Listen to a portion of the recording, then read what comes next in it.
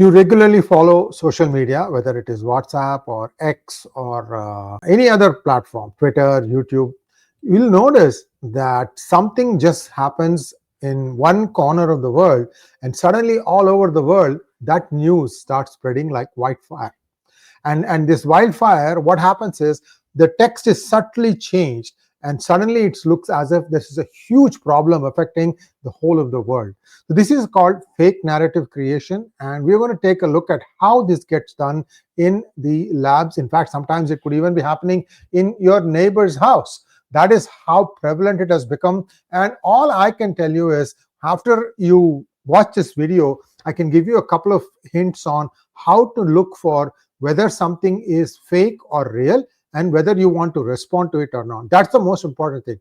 Because if you respond, what happens is those who follow you also start getting this, and then the thing has this multiplicative effect. So those of us who are at the first line of defense, it becomes an obligation for us to make sure that whatever it is that we are liking or retweeting or forwarding is something that is genuine. It's something that we owe to the whole world. That's all I'm trying to say. Small slide deck and a couple of videos to show how all this is done. A request to all of you to please like this video, and if you have not already subscribed to our channel, do subscribe to our channel. Here we go. 𝗏 saved my life. This place is the best in the world. It's so professional, kind, gentle. It's absolutely, really the best. I came here with some brain fog. It cured me. And this place is blessed by God. May God shower more grace on 𝗏. How bot farms help shape narratives. And these are like massive. It's a large-scale creation, management, and operation of automated accounts called bots, usually on social media. It also happens on gaming platforms or even digital marketplaces. Like, for example, on YouTube, right? If a video of mine is doing viral, suddenly I'll find one totally unrelated comment about an unrelated topic, then 10 people immediately talking about it. Usually these are like on digital currencies and things like that. If I see it, I usually delete it, because it is another way of spamming you, and people assume that since you are reading all the comments, many of us do, then you will also get attracted to it. This is also something that happens. And all these are being done by bot farms. These are cleverly designed with real sounding names to make it look as if these are real. So I'll tell you how to catch the fake ones from the real ones. Social media manipulation involves inflating likes, shares, followers, or views to artificially boost influence or spread propaganda.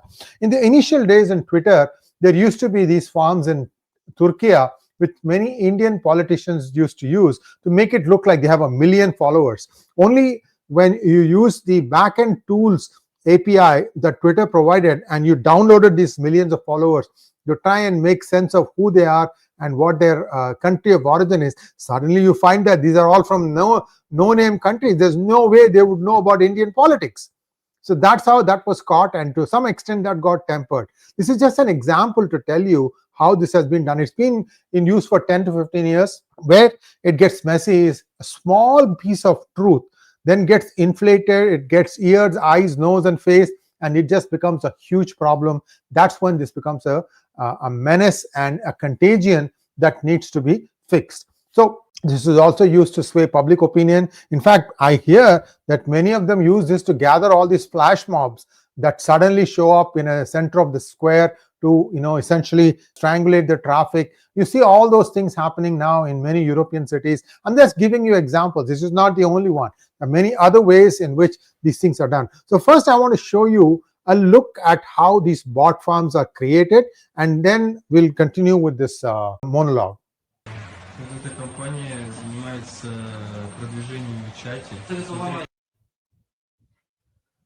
Racks upon racks of smartphones, and then you will see that somebody is sitting at a console and trying to give you all the information or feed it all the information. There you go. If you need more, you can look at that handle at English Russia 1 to take a look at it. as to see what it is. It appears definitely from one country that we are all very familiar with, and I think it is believed that this is the origination of all these things. And here is another one. Just take a look at this one. Being built from ground up, a rack, then servers, and then you have all these smartphones. They all are connecting, and I'll show you the net effect of this, what happens at the end.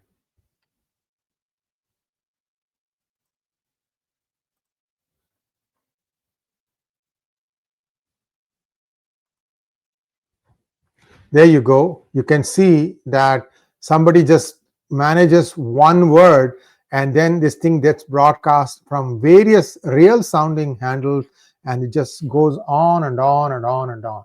So I'm going to stop this now. Now let's get back to our slide deck. Bot farms flood platforms like X, TikTok, and Facebook with identical or slightly modified posts to make false narratives look real. Artificial engagement, likes, shares, tricks algorithms into promoting the content to real users. See, this is one of the reasons why we request you to like our videos right at the beginning, because that's the only defense a content creator like you, 𝗣𝗲 has, to try and stop the algorithms of the platform where the content is playing from being influenced by these fake bots. I mean, you saw things where you probably saw 100 phones. How difficult is it to go to 10,000?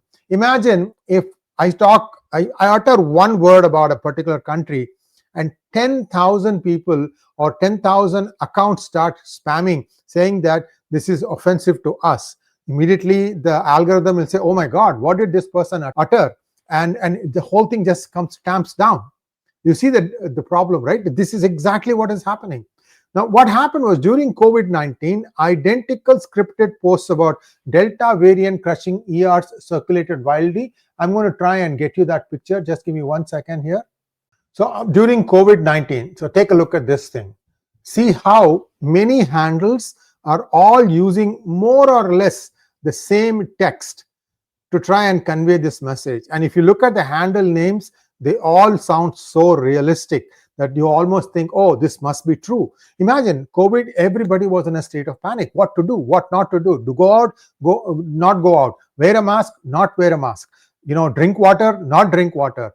What kind of food to eat. Everything was up in the air. Imagine what kind of havoc this would have wreaked. When people are nervous and everybody is homebound, you had the phone to tell you what was going on. But was the phone misleading you? Identical scripted posts about Delta variant crushing ERs. Nearly every post says, I just left the emergency room. We are officially back to getting crushed by COVID-19. Delta variant is running rampant and is much more transmissible than the original virus. 99% of the intensive care unit admits did not receive a vaccine. Word for word repetition across different accounts is a strong sign of copy-paste campaigns rather than organic posting. Sometimes what happens is they're also clever. They'll change a sentence here or there to try and make it as if it is somebody who took it and then took some portions of it and then added his own or her own to make it look like, oh, it is a genuine post. So beyond looking at this stuff where it's looking identical, there are other ways you can find out how this is being caught. Like, for example, they appear in bursts, these messages, with multiple accounts tweeting the same message within an hour or days, within hours or days. That synchronicity points to a centralized control or instruction. It is not a coincidence. In the post, swap Delta with joke variants like Sigma or Ligma, and this suggests that once the scripted message was exposed, trolls or parody accounts started mocking it to highlight the robotic nature. So Delta got changed to Ligma by another person. And these are all people who catch it and then try to say, look, this doesn't sound right. At the same time, there are other things that we can do. Like I said, before you forward it on platforms or you like it or retweet it, just take a look at the person who sent what I would call as a tweet or a message that has influenced you. Take a look at the number of people these things follow and the number of people that follow it. You will start seeing a pattern here. The patterns will be First, let's take a look at this. There's another thing that you can look at. It's a little bit more controversial, but I'll still say it. Look at this. Then what happens is you will see that these people have very few followers, and usually they'll also be following very few, which means this is being injected into accounts. How did they get that? I told you, remember, there is an API that used to be made available by Twitter. I have done it too. I have, in the initial days, 2016, 17, I have downloaded follower names with details. And Twitter gave you a lot of information, And from that, you could even figure out which country that person was logging in from. I don't know if it's still available now on Twitter. They may have turned off that API. And it used to be huge. When I went through that, I was like shocked. So you could find out that these are all ways in which people can get the data, and once you have the data, then they start triggering at that particular handle, directing a message. So you only get it, it will appear in your notifications tab of, I'm just talking about Twitter.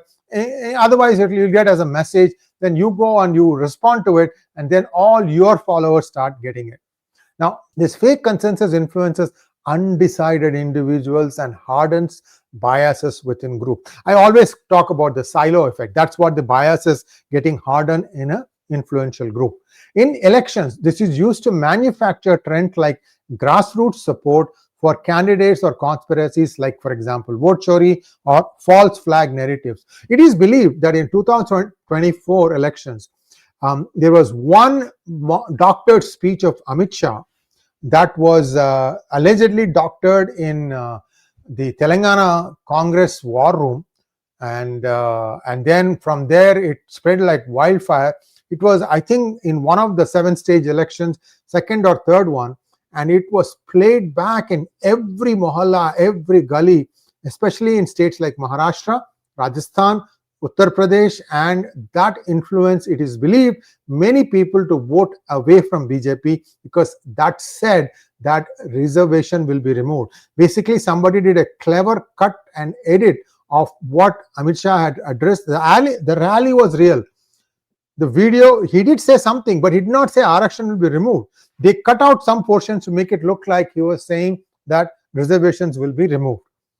And by the time BJP realized and they shut it down, it was like 24 hours or 48 hours, and people downloaded these videos. And then that was on their phones, and that got spread out. And it is believed that many volunteers, went out to all these places, influential minds, and showed them, look, your votes are being, your rights will be snatched if BJP comes back to power. Because BJP's narrative was, 𝗥𝗘𝗙𝗿 𝗥𝗏𝗏 par. So there was an assumption also among the BJP workers, if the Prime Minister says that we are going to get 400, maybe we are going to get 400. So there was a certain amount of laxity also on part of the BJP workers from realizing what was happening on the ground. Plus, they had that one official looking paper where they said that you will give, 1 lakh or something like that. So all these things are happening. But see, if there was a criminality associated with that, why isn't the BJP acting against the party president? It could be Mallikarjun Kharge, it doesn't matter.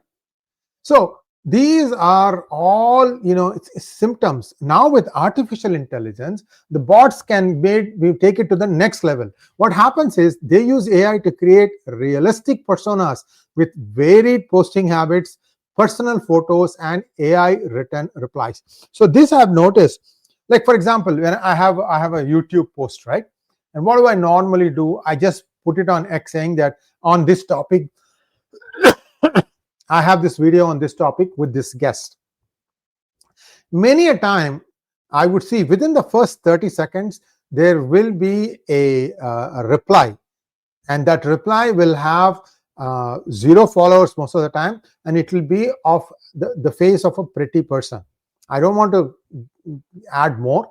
And usually what you're supposed to do is, if you see something like that when you're posting, and if you see a response, you're supposed to immediately delete that. Why? Because some of these things are crawling the handles, and if they see this, then that is a trigger for them to go and spam it more. You see what I'm saying? So this gets, your tweet on X will just completely get submerged because a lot of people will start objecting. So these are all like, subliminal messaging that happens also. So take a look at it, especially if you're a content creator, to see if there is a comment that is out of place, immediately delete it. And now with AI, they mimic human engagement to evade detection. The data centers manage racks of devices running these accounts, making them appear organic.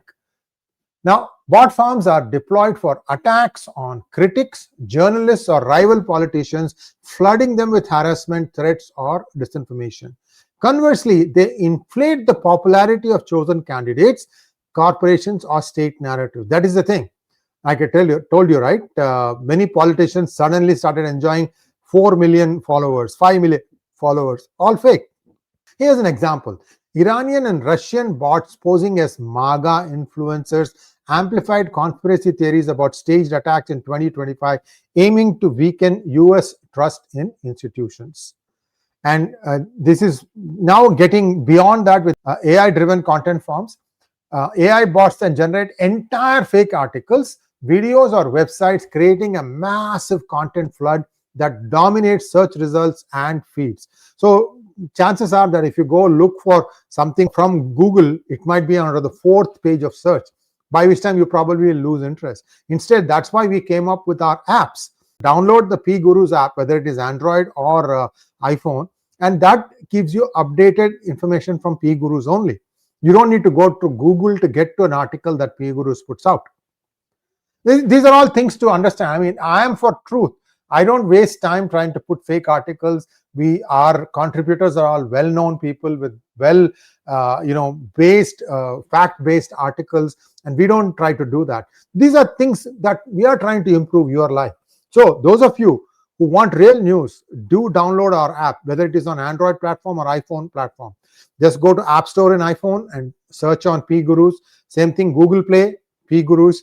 Download the app and you will get all the latest information by way of news. We only put 2 or 3 articles a day, so we don't flood your inbox either. So take a look at that. Now, automated content forms are monetized through ad revenues while also spreading propaganda. I mean, if you do this thing in a sophisticated manner, right? If it looks real, many people will start reading it or watching it, and that starts generating ads. The synthetic echo scheme in 2025 blended political disinformation with ad fraud, stealing millions while shaping election narratives. And this platform vulnerability is also getting exploited by bots. They amplify divisive topics like race, religion, health, or geopolitics to maximize polarization. They weaponize social cognitive terrorism, deliberately inflaming emotions to destabilize networks. For example, Iranian and state-backed bots in 2025 pushed pro-Hamas and anti-Israel propaganda, reframing conflicts into oversimplified colonizer versus indigenous binaries to mobilize protests in Western countries. See, the problem here is many influenceable students who think that something wrong is being done by Israel got carried away. They joined some of these protests. Their pictures started appearing in videos and in various social media platforms. And if they were applying for jobs, some people took notice and made sure that their offers, if they were given, were also rescinded. This happened to Harvard. So please, if parents are watching this, tell your children, be very careful on what you post, what you like, what you retweet, what you follow.